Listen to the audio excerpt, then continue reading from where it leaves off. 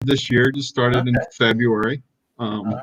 Just right before the pandemic. It was a Okay. good time to start or a bad time to start, however you look at it. All right. Well, we'll talk a little bit about that too.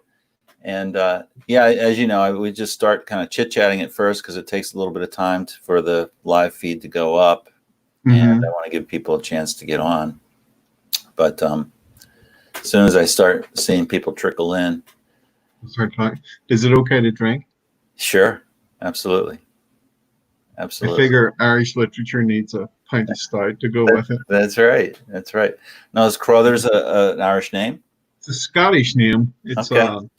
my family were Lowland Scots that were moved to the north of Ireland in the early 17th century, or around 1608, something like that. In Uh-huh. the cleared out of Scotland for being undesirable and placed into placed into the north of Ireland with the hope of taming the wild Irish. And my So, my ancestors continued deplorable, and the wild Irish were never tamed. so we share that in common. So we have a few viewers now. So we'll go ahead and officially start the program. This is Michael McCullough, also known as Mac from Willard Library. And you're with us for Stories at Sundown from the heart of Burley Corners, indoors tonight because a half hour ago when it was starting to rain, I decided not to risk it, but we're inside. And with me today is Thomas Crothers. Am I pronouncing that correctly? You are Crothers, yes. Yeah, and we're sharing. I haven't had a chance to share with him that I am also a lowland Scot who was undesirable in Scotland.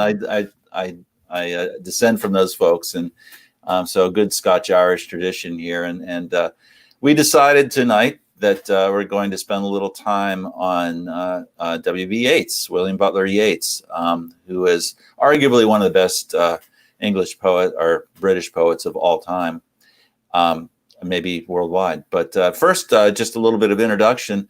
As we one of the missions of this little program is that we introduce folks around the community.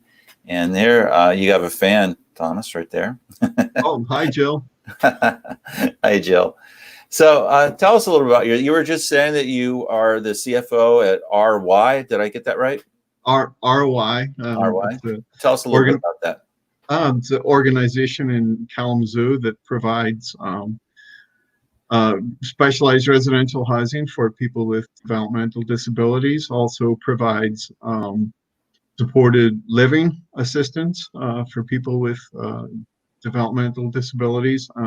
Also runs the Great Lakes Autism Center in Kalamazoo, providing an intensive program for autistic children as well as an outpatient program. So it's a great organization doing great work in the community. Yeah, and that was something else. That was something else that we found that we have in common. So, as we started to bring in folks from the community, obviously some of the first people I had on were the people I know really well, but Thomas and I know each other to see each other. So we're getting to know each other. And I'm the board chair at the ARC of Calhoun County, and also serving people living with developmental and intellectual disabilities. So again, two things in common: our ancestry and some of the work that we do. Yeah. I find that we're, and actually one of our regular viewers, I don't see her on yet, but Leah Ortiz is the executive director. So if she comes on, we'll say hi to her too. Of course. But and so, Thomas, you reached out to me and said you would love to do this program, and I really appreciate that. And by the way, anybody listening, if you have an idea, shoot it. But the first, you brought up a few things, but you brought up Yeats, who has made appearances virtually on this program before. But why? So talk a little bit about that. So as an Irishman, I wanted to do something Irish. Well, he's Anglo-Irish, right? Sure. But we can claim him. Yeah, absolutely. Wanted to do something Irish, and I felt that Yeats, as you said, beautiful poet, beautiful use of the English language, wonderful self-conscious creation of Irish cultural nationalism, creating a literary tradition in Ireland, very deliberately, self-consciously, probably one of the finest poets in the English language. And I felt that there was a lot of beauty and transcendence in his work, a lot of spiritualism, beauty in the early work, and then a lot of political and cultural nationalism in the later work. And some of the things he says about protest and uprising just struck me as very appropriate to the times we live in. Yeah. And we just welcomed the opportunity to sit and chat about Yeats and read some of it. Although you're getting it with a Belfast accent when really you should be getting a Dublin accent. Close enough. Close enough for us ugly Americans, right? But he's a complicated man, and fascinating just to read about his life. But as you said, a British natural. I mean, he claimed Ireland. So many of his early poems were about Sligo, his claimed home, and he certainly was a champion for the Irish cause. But he served in the British Army, isn't that right, or the British military? He did briefly, yeah. Yeah. And he had some complicated opinions about some of the revolutionaries at the time too. So he absolutely did. When we touch upon Easter 16, you can see some of the actual dislike he had of some of the individual men involved, but even some of his even some ambivalence about the rebellion, about the blood sacrifice. Yeah. Well, why don't we just go ahead and dive? We've both picked more poems than we're possibly going to have time to read in a half-hour show, but that was one of the first you mentioned. So why don't let's set it up a little bit and then read at least the selection of it that you've chosen. Sure. Easter 1916. Yeah. In Irish history, on Easter Sunday in 1916, a group of revolutionaries rebelled in Dublin, took over the post office and declared an Irish republic. The rebellion was very quickly quelled by the British. British essentially sailed the gunboats up the Liffey and started bombing. Did much more damage to the city than was probably necessary. Mm-hmm. All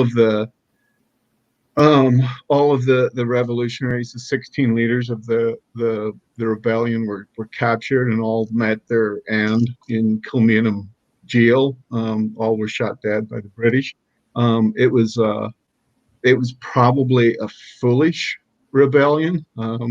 Britain was at war in the First War at the time. Lots of Irish young men were fighting on the British side in the war. There was a general feeling that the British would have granted home rule to the Irish once the war was over. Yet, in an exercise that I think Yeats believes and a lot of people believed at the time was an exercise in blood sacrifice, these revolutionaries, mostly poets, university lecturers, school teachers, kind of had a romantic notion and went ahead and threw a rebellion. Mm-hmm. And ended up it ended very badly for the revolutionaries involved, and created perhaps a blood cult in Irish nationalism. Although throughout Irish history, there's been violent uprisings. So Yeats writes about this in his poem Easter 1916. Obviously, by this point in his life, he was a man of wisdom in Irish life, an observer that most people would have respected, would have looked to. Not I think just a reaction to what was happening, but a very thoughtful and meditative reaction to what was going on in the streets. Yeah. So without further ado, shall we dive in? Yes, please. The first stanza. we'll stop off in the first stanza, and I'll tell you some things that I love about this. Easter 1916. I have met them at the close of day, coming with vivid faces from counter or desk among grey 18th century houses. I have passed them with a nod of the head, or polite, meaningless words, or have lingered a while and said polite, meaningless words, and thought before I had done of a mocking tale or a jibe to please a companion around the fire at the club, being certain that they and I but lived where motley is worn, all changed utterly, a terrible beauty is born. Hmm. That's the first stanza of Easter 1916, and what I think he is saying, and what I really like about it is how we take our meaningless day-to-day lives, and an exercise such as this rebellion changes everything. You know, as he says, changed utterly. No longer no longer is it enough to wear motley and to sit around and exchange polite, meaningless words. It's if our entire world has changed by this action. Mhm. We no longer no longer have the luxury of polite, meaningless words. It's now a time for action. We can no longer ignore the crises in our midst. Hmm. Well, and that's kind of ringing significant right now and as we've already talked about, there's a lot of parallels between our worlds, the world that he lived, before the turn of the century, and here we are just after the turn of the century, and then the protests that are rolling across the country right now. It's sort of this, kind of a awakening of something that's been plain to see for a long time and acknowledged, but moved to a different level of awareness and engagement. Right. I think that's exactly where Yeats was coming from. Time to stop just passing polite, meaningless words, and time for real action. Yeah. So, I've worked with a lot of CFOs and finance people in my life, and very few of them have been scholars of poetry. So tell me a little bit about how you discovered Yeats, and did you study literature? Because you know an awful lot about him, probably more than I do. Oh, that's remarkably kind of you. I know you know a lot. I studied literature in college. I went to Queen's University in Belfast, the home university of Seamus Heaney, and studied. Mostly, I studied politics at university, but I did have a minor in English literature, and even throughout my secondary school experience, we were exposed to poetry and Yeats and Wordsworth and all of the canon of British poets. Um, I was educated in Belfast in the state system, so it was a very British education, and then went to Queen's as well in Belfast. Um, Now, we're probably of a similar age. I don't want to guess, but one of the things I'm just curious about is how much in the public consciousness is Yeats and that time, and how much of that contributed to your knowledge, or is it something that you just followed on your own volition, interest? I think it's something I followed. I followed on my own. Uh, I think in Irish life, uh, cultural cultural artifacts like poetry and drama, novels are very close to the surface. I think it's one thing that the Irish take a great deal of pride in. Having the blood of saints and scholars running through us. Yeah.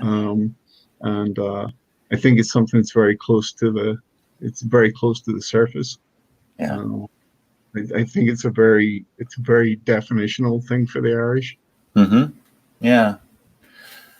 So I want to continue with your reading, but I do want to just acknowledge some of the comments. Jen Weaver Stroven says, "Hey, Thomas." Hey, Jan. Cindy Fidel, Gilbert Fidel. She said she wished she could stay for the Yeats part, but she has to come back. And I'll just remind everybody that these are recorded, and so you can go back and watch them anytime you want. Laura Governale mentions Seamus Heaney, another favorite poet, mine too. In fact, we read one or two poems early in this series, so maybe we'll spend some time on him sometime in the future. But what else? What else were you looking at? So the last section of Easter 1916, like that one too. And if I may, I'll read from that. Sure.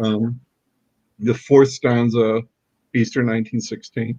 Too long a sacrifice can make a stone of a heart. Oh, when may it suffice that is heaven's part, our part, to murmur name upon name as a mother names her child, when sleep at last has come on limbs that have run wild?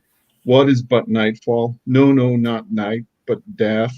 Was it needless death after all? For England may keep faith for all that is done and said. We know their dream enough to know they dreamed and are dead. And what if excess of love bewildered them till they die?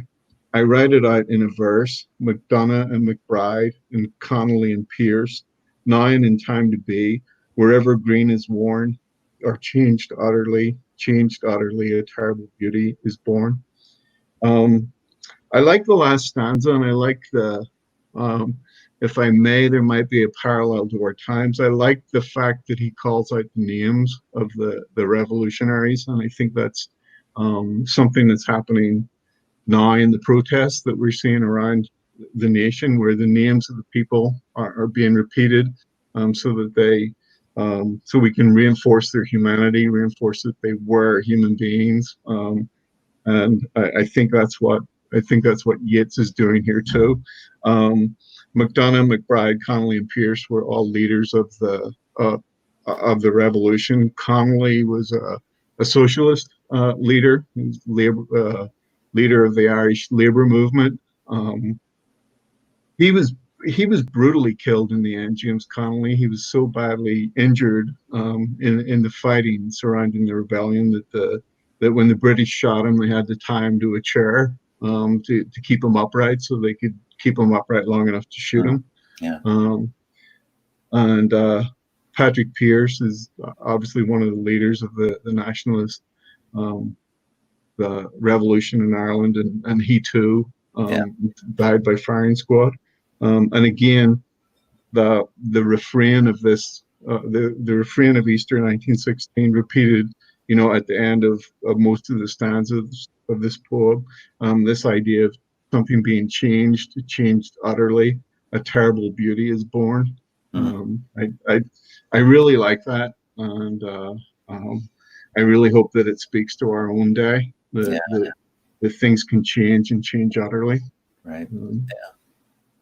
I was thinking. Actually, I wanted to mention another common thread. My middle name is Emmett, but my father's name and my grandfather's name is Robert Emmett. Named for it because Blanche Hanrahan was from County Cork, and she named her son Robert Emmett. So it's kind of another revolutionary and martyr and martyr to the cause. Yeah, we've had quite a few of those. Maybe too many. Maybe too many, but here we are talking about him. We talk a lot, and actually, I'll just read a little bit from the Tower, from his collection, The Tower, Sail into Byzantium, and but I want to just, as we're talking a lot about the parallels, historic parallels, and I feel like I could listen to you for a long time because you really know this history inside and out. But his mastery of the language was just, it just stops your heart sometimes. It just stops your heart. And I joked with you before, as I always sneak in a reference to Cormac McCarthy, one of my favorite authors. And so the book, No Country for Old Men, is inspired by a Yeats poem, Sail into Byzantium. Right. And so I just read a little bit from that. That is no country for old men. The young in one another's arms, birds in the trees, those dying generations at their song. The salmon falls, the mackerel crowded seas, fish, flesh, or fowl commend all summer long. Whatever is begotten, born, and dies, caught in that sensual music, all neglect, monuments of unaging intellect. An aged man is but a paltry thing, a tattered coat upon a stick, unless soul clap its hands and sing, and louder sing, for every tatter in its mortal dress.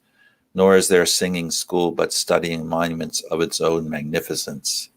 And therefore I have sailed the seas and come to the holy city of Byzantium. And a theme that comes up later in his poems and later in his life, but you see elements of it throughout, is this sense of feeling alienated from contemporary culture. Yeah. Right? That is no country for old men. And, and that is that's the theme if in the book that Cormac McCarthy wrote as well, is that, the world just seems to be so foreign, and the things that seem so important seem less so. And, it's quite a commentary. And there was, I think, quite a bit of cynicism that crept into his later years, but still his idealism, but, a sense of feeling out of touch. Would you say? You think you agree with that? Yeah, I think that rings true. I think you see in some of these poems, perhaps a cynicism. I see a lot of humor in it too. As he's an old man, I think he enjoys being the old man of Irish letters, the old man of wisdom that people are looking to. I love it when he says, "Why should not old men rage?" And I think there's just remarkable humor and warmth. I think he became just in his own lifetime, he became an institution in Ireland. He was a senator for the last remainder of his life, Yeah. the last part of his life, and just I think people would come on pilgrimages to visit him in his tower. I think he was he lived up to self-consciously lived up to the image of this wandering mystic poet who had settled down in this tower in Ireland. Yeah, I think his old age is just wonderful, and we all should hope that we have an old age that looks something like William Butler Yeats. And what was the poem that ends that he hopes to be remembered as a passionate, foolish man? Am I getting that right? Yeah, I'm not sure which poem that was, but that sounds right. I could probably find. I have my book here, but it's hard to get through, but and do a show at the same time. But one of the things that strikes me about Yeats is and we have his correspondence but his relationships, particularly with women, but men too. Yes. And one poem that I wanted to share, and it's fairly early poem, but I just love it, and it's a short one, so I can read the whole thing. But it's When You Are Old, and I don't remember necessarily the particulars, and maybe you do, but Maud Gunn, who is I'm never going to think I'm going to pronounce anything right after listening to you pronounce Yeats in your own accent and everything else. But no, Maud Gunn. Okay, and it was an unrequited love. Yes. He fell in love with her immediately on sight as a young man, and pursued her for most of his life. He was mad for her. Yeah. And and even through affairs and a marriage and children. And a marriage. Yeah. And just such great fidelity to people. And and I think that comes through a lot in his life as well. But I'll go ahead and read this, When You Are Old. And and it's touching, but there's almost a little bit of a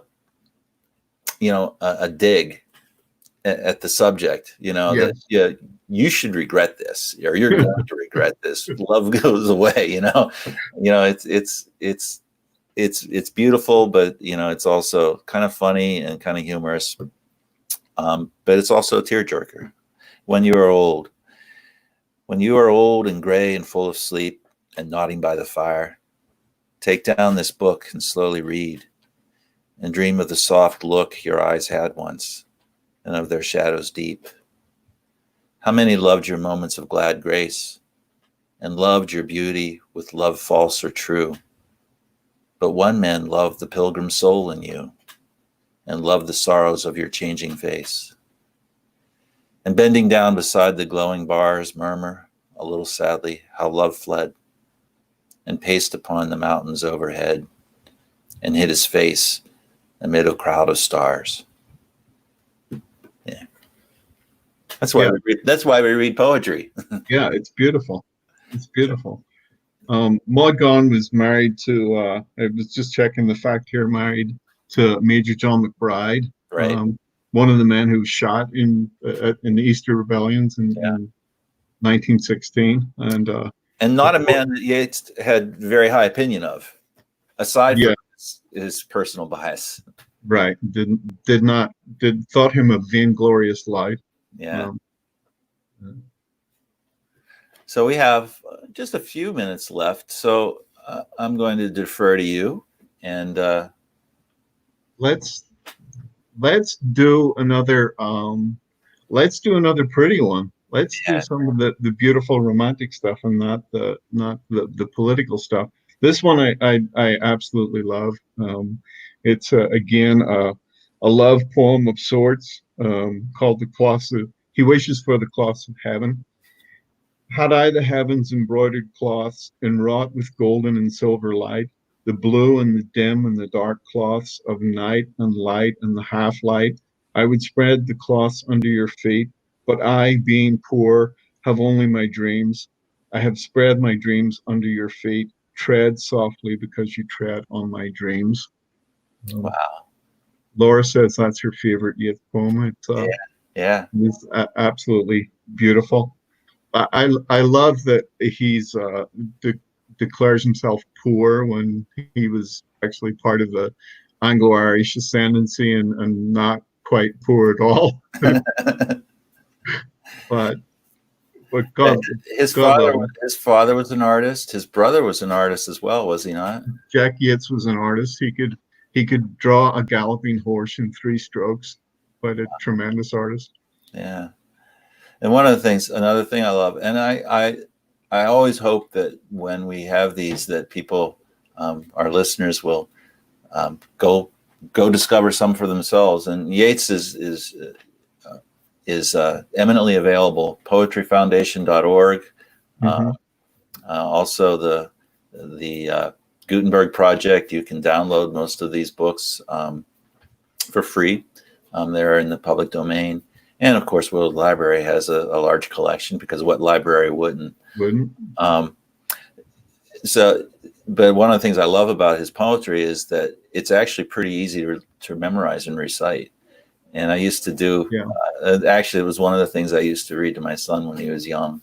And so I'm going to try to recite Lake Isle of Innisfree. Okay. And you can correct me if I get it wrong. I'll find it. You go. Okay. I will arise and go now and go to Innisfree, and a small cabin of clay and build there of clay and wattles made. 9 bean rows will I have there, a hive for the honeybee, and live alone in the bee-loud glade. And I shall have some peace there, for peace comes dropping slow, dropping from the veil of morning to where the cricket sings. There midnight's all a glimmer, and noon a purple glow, and evening full of the linnet's wings. I will arise and go now, for always night and day I hear lake water lapping with low sounds by the shore. While standing on the roadway or on the pavement gray, I hear it in the deep heart's core. Beautifully done. Word for word. I read along with you. Well Great. Thank you. That's cheers. Cheers. I wish I had one of those with me. But good idea. You can't read Yeats without a pint of. Right. Is it Guinness? It's Kalamazoo style, but that's pretty good too. It's good stuff. Yeah. Well, thank you so much, Thomas, for joining us. Thank you, Mac. This was a lot of fun. Yes. And again, if anybody out there has an idea that you'd like to come on and share, this is all about sharing stories, and that means not only just reading literally, but also how they speak to us in our times, and hopefully re-inspire your love of reading. Oh, and there's Leah Ortiz, the executive director of the Arc of Calhoun County. Do you guys know each other? We don't, but hi, Leah. I don't know if she caught earlier that that you are the CFO for, say it again, ROI ROI. in Kalamazoo. Yeah. So, all right. Well, thanks a lot, Thomas. And Yeah, thank you, Mac. and to listeners, we will be taking a week off next week because I'm going on vacation. So, Good for you. all right. Take care. Good night. Good night.